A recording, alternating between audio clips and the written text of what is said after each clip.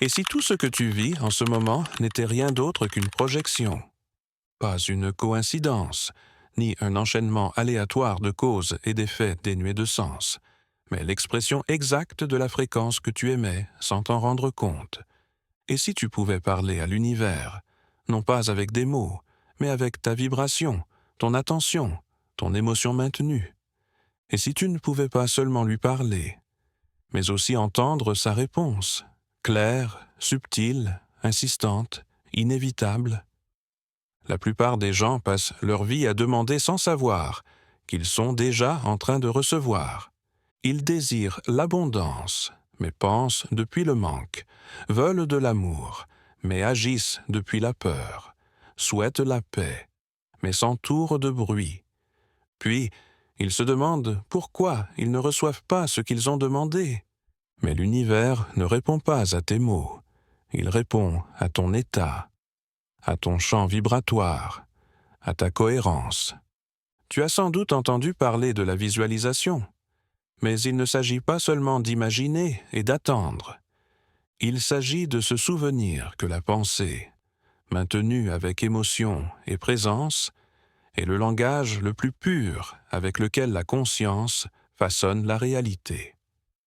Quand tu imagines quelque chose avec clarté, quand tu le ressens comme réel, quand tu te vois à l'intérieur de cette scène et que tu ressens l'émotion comme si c'était déjà là, alors tu es en train de créer une empreinte énergétique dans le champ quantique. Et ce champ, cet immense océan de possibilités, répond, pas parce que tu supplies, mais parce que tu es devenu une fréquence claire, constante, alignée. Le chaos dans ta vie n'est rien d'autre que l'écho de pensées dispersées. L'ordre arrive quand la pensée devient rituel, quand l'émotion devient canal.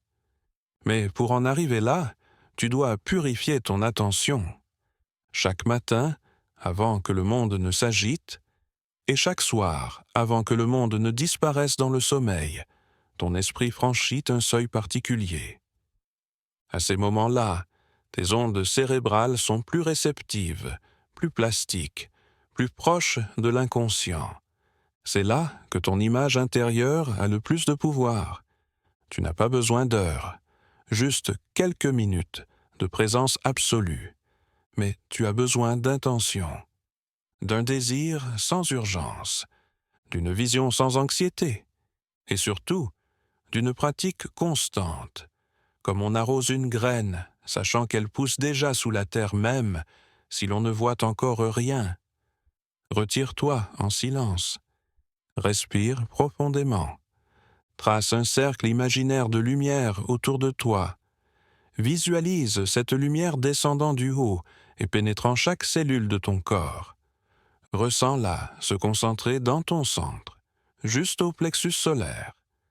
Retiens ta respiration quelques secondes, comme si tu pouvais contenir un soleil en toi, puis expire doucement, en laissant cette lumière se diffuser comme une poussière dorée qui nettoie tout ton être, purifiant tes canaux intérieurs. Ne te presse pas. Cet acte n'est pas une technique, c'est un langage. Chaque respiration consciente est un mot. Chaque émotion maintenue est une prière. Chaque visualisation ressentie comme réelle est une invocation. Ensuite, assieds-toi, pas comme quelqu'un qui attend un miracle, mais comme quelqu'un qui sait que le miracle est déjà en train de se produire. Ferme les yeux et imagine ce que tu désires, mais pas comme un rêve lointain, comme une réalité présente. Si tu désires une maison, ne la regarde pas depuis la rue.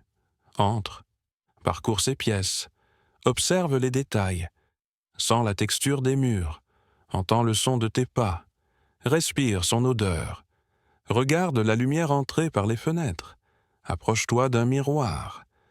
Et dans ce miroir, ne vois pas quelqu'un qui espère. Vois quelqu'un qui y vit déjà, qui le possède déjà, qui l'a déjà accompli, et qui remercie. Ce remerciement est la clé, car lorsque tu remercies pour quelque chose qui n'est pas encore là physiquement, tu affirmes qu'il est déjà à toi énergétiquement. Et l'univers, qui ne fait pas la différence entre ce qui est réel et ce qui est intensément imaginé, aligne simplement ses forces pour que cette image se densifie, se solidifie, devienne expérience. Et voici le plus grand secret. Ne contrôle pas, ne limite pas, ne pense pas au comment. Le comment n'est pas ton affaire. Le comment appartient à l'intelligence supérieure qui orchestre les galaxies, qui fait germer la graine sans que tu saches comment. Toi, tu dois seulement soutenir la fréquence, cultiver le jardin de ton esprit et empêcher les mauvaises herbes de la peur et du doute de l'envahir. Et surtout, protège ta pratique. Ne la partage pas avec n'importe qui. N'explique pas ce que tu fais. Ne cherche pas l'approbation. Ce langage n'est pas pour celui qui juge, mais pour celui qui ressent. L'énergie se protège dans le silence, et plus le désir est profond, plus le silence est nécessaire pour qu'il mûrisse, comme une graine sous terre. Parfois, pendant que tu fais cela, des pensées viendront t'interrompre. Doute, distraction, bruit. Ne lutte pas. Observe-les passer. Tu n'es pas ces pensées. Tu es l'espace dans lequel elles apparaissent. Et plus tu les observes sans réagir, plus tu renforces ta présence. Rappelle-toi, ce que tu nourris grandit. Et si tu nourris ton image intérieure avec répétition, émotion, attention et présence, elle deviendra inévitable. Alors je te demande, qu'imagines-tu chaque jour sans t'en rendre compte? Combien de fois te répètes-tu des images d'échec, de maladie, de manque, de rejet? Chacune de ces images est aussi une visualisation, et donc elle crée aussi. L'esprit ne s'arrête jamais. Soit tu crées depuis l'inconscience, soit tu crées depuis le choix. À toi de choisir, et tu n'es pas seul. Car au moment même où tu choisis de faire ce travail, l'univers tout entier conspire en ta faveur. Des personnes, des opportunités, des synchronicités commencent à apparaître. Pas parce qu'elles n'étaient pas là avant, mais parce que maintenant, tu peux les voir. Ta fréquence les reconnaît. Comme deux émetteurs sur la même longueur d'onde, ils s'attirent. Parfois, ce qui arrive ne sera pas ce que tu attendais, mais ce sera ce dont tu avais besoin. Et si tu fais confiance, tu verras que l'inattendu était parfaitement juste. Car cette intelligence avec laquelle tu dialogues n'est pas aveugle. Elle est sage, elle est aimante, et elle sait mieux que ton ego ce dont ton âme a besoin pour s'épanouir. Ce processus ne demande pas une foi aveugle, il demande une pratique. Tu n'as pas besoin de croire en quelque chose d'extérieur, tu as seulement besoin d'essayer, de ressentir, de voir. Et si tu es constant, les résultats parleront d'eux-mêmes. Pas comme des miracles tapageurs, mais comme une paix que tu n'avais jamais connue, comme des opportunités que tu n'avais jamais remarquées, comme des certitudes nées sans raison apparente. C'est ainsi que l'univers te répond. Et peut-être, au cœur de ce silence, découvriras-tu que tu n'attendais pas que quelque chose change dehors. Peut-être attendais-tu simplement de te souvenir de ton pouvoir. Alors, si ces mots ont résonné en toi, si quelque chose en toi s'est réveillé, écris simplement. Je me souviens, ce n'est pas qu'une phrase, c'est une fréquence. Et parfois, rien qu'en l'écrivant, ton âme commence à s'entendre plus fort. Maintenant que tu as commencé à te souvenir, une nouvelle responsabilité commence aussi, car dès l'instant où tu réalises que ta réalité est le reflet de ton monde intérieur, tu ne peux plus blâmer le hasard, les circonstances ou les autres pour ce qui t'arrive. Ce n'est pas un fardeau, c'est une liberté. C'est le moment où tu passes de victime à créateur. Et même si cela peut sembler immense au début, c'est bien plus simple que ce que ton mental redoute. Car tu n'es pas seul sur ce chemin. L'univers ne fait pas que t'observer, il marche avec toi. Chaque pensée maintenue avec clarté est une instruction. Chaque émotion stable est une fréquence. Chaque acte de cohérence est une offrande.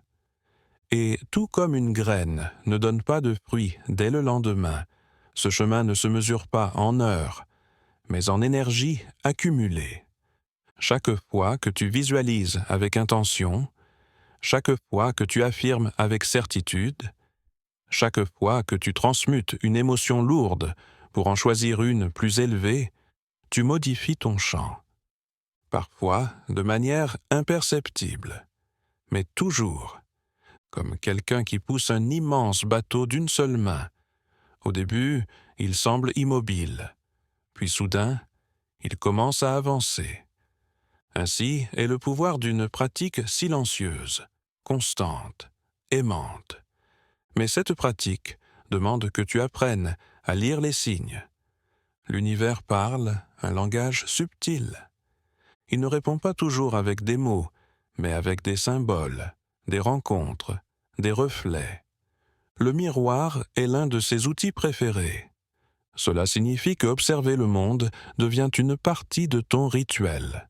Pas pour juger ce que tu vois, mais pour comprendre ce que cela reflète. Te sens-tu envahi? Peut-être que tu n'as pas encore posé de limites intérieures. Te sens-tu invisible? Peut-être que tu as oublié de te voir toi-même d'abord. Une difficulté se répète? Demande-toi, quelle croyance suis-je en train de répéter? Rien ne se répète à l'extérieur si quelque chose ne le soutient pas à l'intérieur. Et maintenant que tu marches avec conscience, tu commences à remarquer que certains moments sont plus ouverts, plus réceptifs. Utilise ces instants. Chaque lever de soleil est une invitation. Chaque crépuscule, une porte. Mais aussi chaque émotion forte, chaque rupture, chaque deuil.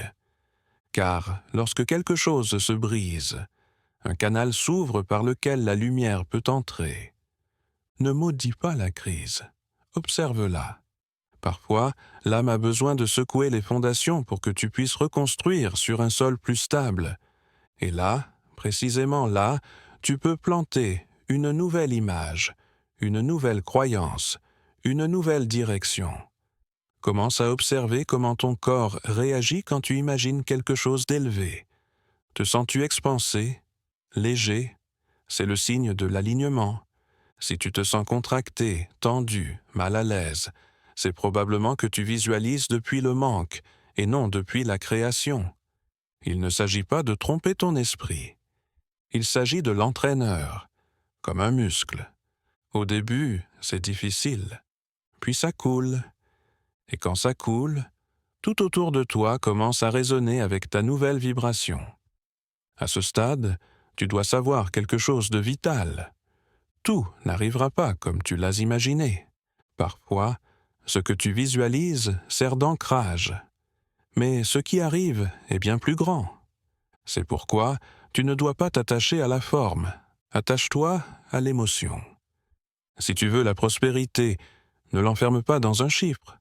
Ressens la liberté, l'expansion, la sécurité. Si tu veux l'amour, ne l'enferme pas dans un visage. Ressens le magnétisme, la connexion, la joie partagée. La forme peut changer. Mais si tu maintiens l'émotion, tu attireras toujours quelque chose qui lui correspond. Souviens-toi toujours, l'univers répond à ce que tu es, pas seulement à ce que tu penses. C'est pourquoi ton plus grand travail n'est pas de demander, mais de devenir.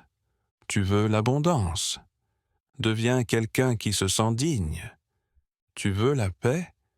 Deviens quelqu'un qui choisit le silence intérieur, même dans le bruit. Tu veux l'amour? Deviens quelqu'un qui s'aime, tant que l'amour afflue vers toi naturellement. La loi est simple. Le semblable attire le semblable. Mais la pratique, c'est là que réside l'art. Et une partie de cet art, c'est apprendre à lâcher prise. Toute visualisation n'a pas besoin d'être répétée 1000 fois. Parfois, L'abandon est plus puissant que l'effort.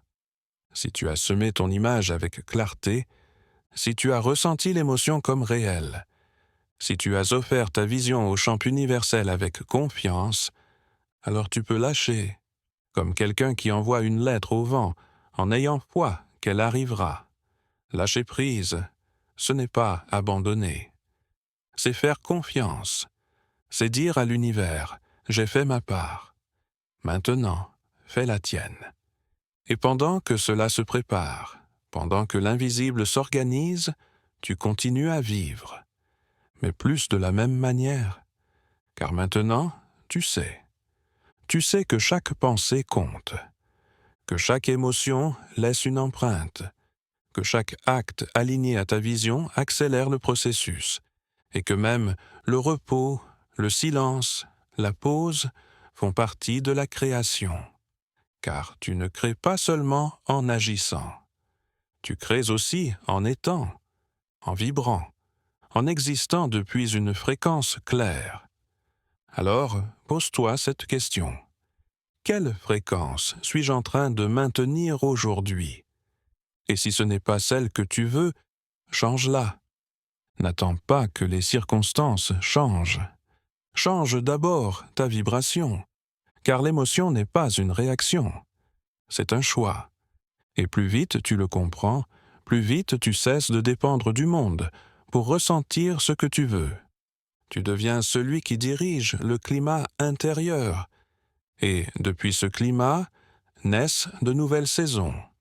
Et si un jour tu doutes, reviens à l'essentiel, à ta respiration, à ta vision, à ton cercle de lumière. Tu n'as pas besoin de tout comprendre. Tu as juste besoin de te souvenir que tu fais partie d'un réseau invisible, que l'énergie que tu donnes revient, et que l'univers, même s'il paraît lent, répond toujours. Pas quand tu veux, mais quand tu es prêt. Car l'univers ne livre pas des choses, il livre des reflets. Et si tu veux un reflet plus élevé, tu dois élever ton état d'être. Mais quand tu y parviens, quand tu vibres depuis l'amour, la paix, la certitude silencieuse, alors des choses commencent à se produire que d'autres appelleront chance, hasard, magie. Toi, tu sauras que ce n'est pas ça. Parce que tu l'as semé, parce que tu l'as senti avant, parce que tu en as parlé avec l'univers dans ce langage secret qui ne se prononce pas avec la bouche, mais avec l'âme. Et si quelque chose ici a résonné en toi, si tu as senti une vibration s'éveiller, laisse-le comme un écho. Peut-être qu'en écrivant simplement « Je choisis de créer depuis l'âme », tu affirmes une nouvelle direction. Non seulement pour toi, mais pour quelqu'un qui te lit et qui s'éveille aussi. Car voilà la vérité la plus puissante. Quand l'un se souvient, beaucoup commencent à se souvenir aussi. Et dans ce réveil collectif, dans ce silence partagé, dans cette nouvelle cohérence, un nouveau monde est en train de naître.